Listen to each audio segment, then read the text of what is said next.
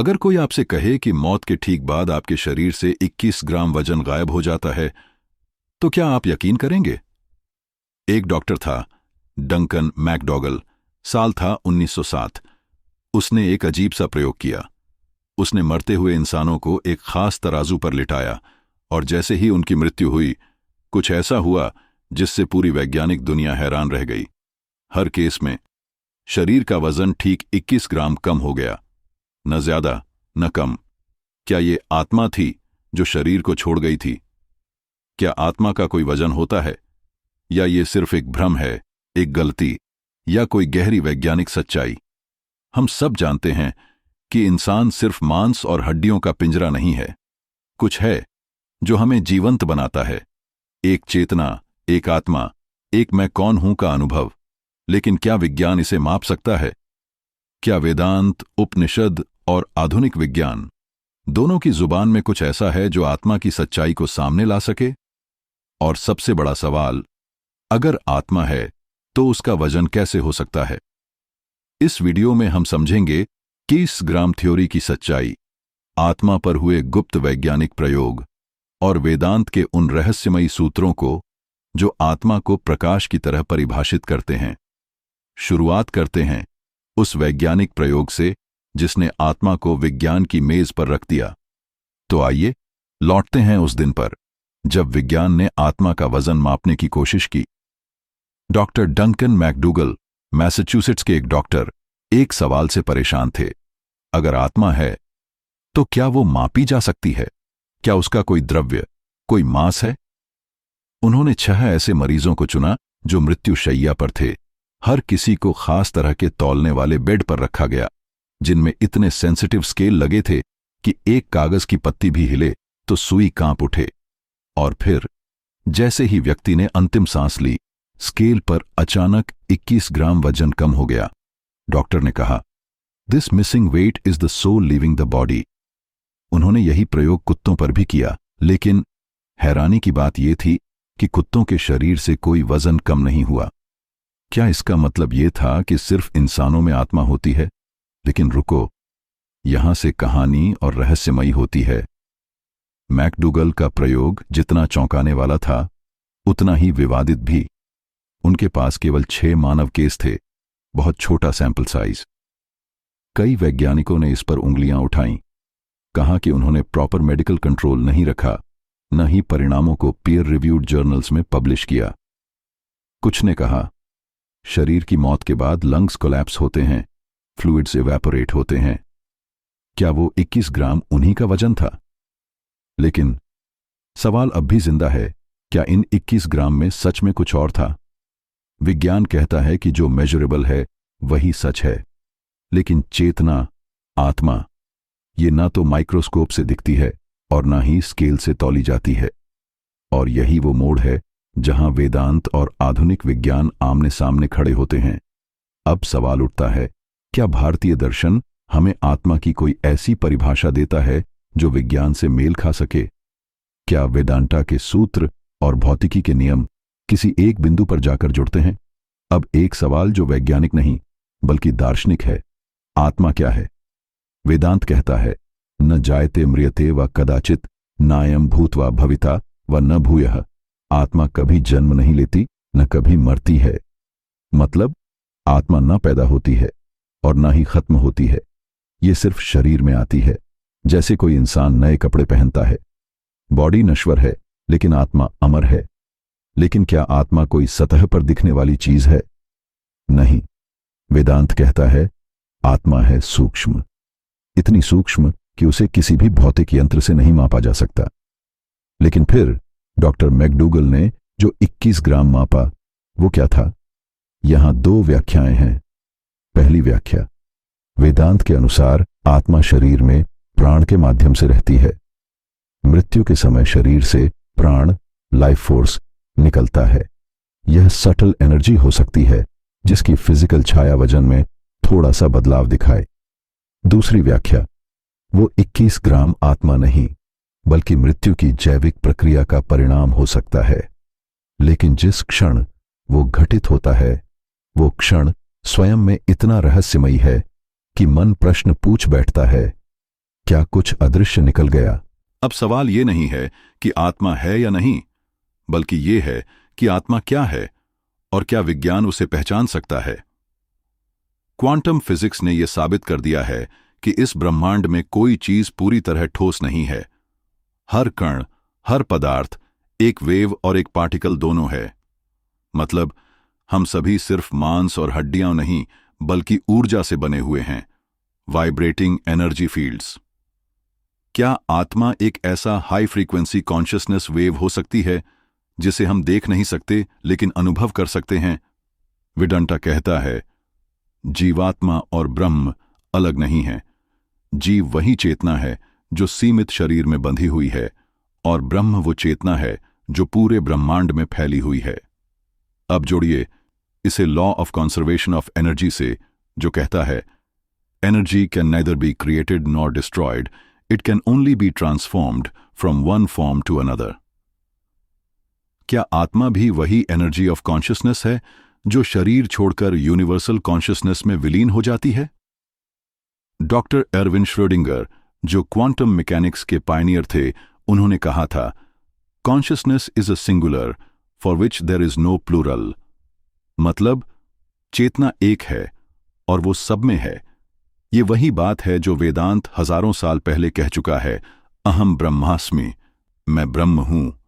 अब सोचिए, जब हम मरते हैं तो क्या सिर्फ शरीर नष्ट होता है, या क्या हमारी चेतना, हमारा मैं, उस ब्रह्मांडीय चेतना में वापस लौट जाता है जहां से वो आया था? क्या डॉक्टर मैकडूगल के 21 ग्राम उसी चेतना का छाया रूप था? क्या आत्मा कोई मेजरेबल यूनिट नहीं, बल्कि एक सटल क्वांटम फील्ड है जो सिर्फ अनुभव की जा सकती है? शायद आत्मा कोई चीज नहीं, बल्कि एक स्थिति है, एक स्पंदन, एक अनुभव। और शायद विज्ञान धीरे धीरे उस ओर बढ़ रहा है जहां धर्म और दर्शन पहले से खड़ीडीडीछे हैं। अब विज्ञान की सबसे रहस्यमयी पहेली की ओर चलते हैं, डबल स्लिट एक्सपेरिमेंट। एक इलेक्ट्रॉन जब दो छेदों वाली दीवार की तरफ भेजा गया तो वो पार्टिकल की तरह नहीं, बल्कि वेव की तरह बिहेव करता है। लेकिन जैसे ही कोई ऑब्जर्वर उसे देखने लगता है, वो पार्टिकल बन जाता है। मतलब सिर्फ देखने भर से रियलिटी बदल जाती है। तो क्या हमारी चेतना ही रियलिटी को तय करती है? अगर देखना ही पदार्थ की स्थिति बदल सकता है, तो क्या चेतना कोई बाहरी चीज नहीं, बल्कि यूनिवर्स का एक फंडामेंटल एलिमेंट है? क्या आत्मा वही ऑब्जर्वर है जो शरीर के अनुभवों को देखती है लेकिन उससे अलग रहती है? अब आते हैं उन हजारों लोगों की कहानियों पर जिन्होंने मृत्यु का अनुभव किया और फिर लौट आए। इन्हें कहते हैं नियर डेथ एक्सपीरियंसेस, एनडीईज। एक महिला बताती है, मेरे दिल की धड़कन बंद हो गई थी। डॉक्टर बोले, शी इज गॉन, लेकिन मैं सब देख रही थी, ऊपर से पूरा ऑपरेशन थिएटर, लाइट, यहां तक कि डॉक्टर की घड़ी भी। कैसे संभव है ये? एनडीई रिपोर्ट्स में कुछ चीजें कॉमन हैं, शरीर से बाहर निकलना, सफेद रोशनी की ओर बढ़ना, अपने पूरे जीवन को पल में देखना, अपार शांति और प्रेम का अनुभव। ये सिर्फ दिमाग की हलचल है या आत्मा की झलक? न्यूरोसाइंस कहता है ये हैल्यूसिनेशन हो सकती है, लेकिन एक बात साफ है, इन अनुभवों में वो बातें होती हैं जो मेडिकल रिकॉर्ड से मेल खाती हैं। क्या ये आत्मा का अस्तित्व साबित करने के लिए काफी है? साइंस आज भी कोशिश कर रहा है ये समझने की कि कॉन्शियसनेस आखिर पैदा कहां से होती है। क्या ये केवल दिमाग की इलेक्ट्रिकल एक्टिविटी है, या फिर दिमाग सिर्फ एक रिसीवर है जैसे रेडियो, और चेतना कहीं और से आती है? अगर चेतना शरीर से अलग है तो आत्मा का अस्तित्व नकारा नहीं जा सकता। अब एक ऐसा दृष्टिकोण जो विज्ञान और वेदांत दोनों को एक ही मंच पर लाकर खड़ा करता है, ऑक्सफोर्ड के प्रसिद्ध वैज्ञानिक सर रॉजर पेनरोज और एनेस्थीसियोलॉजिस्ट स्टुअर्ट हैमरऑफ ने मिलकर पेश की ऑर्केस्ट्रेटेड ऑब्जेक्टिव रिडक्शन थ्योरी, जिसे कहा जाता है OR थ्योरी। इस थ्योरी के अनुसार चेतना दिमाग की पैदाइश नहीं है, बल्कि दिमाग में मौजूद माइक्रोट्यूब्यूल्स नामक सूक्ष्म संरचनाएं ब्रह्मांड की मूल चेतना को रिसीव करती हैं। मतलब मस्तिष्क एक रेडियो की तरह है, आत्मा या चेतना वह रेडियो तरंग है। और जैसे रेडियो बंद हो जाए तो सिग्नल खत्म नहीं होता, बस बजना बंद हो जाता है। अब जरा वेदांत की ओर देखिए। वहां 4 तत्व बताए गए हैं।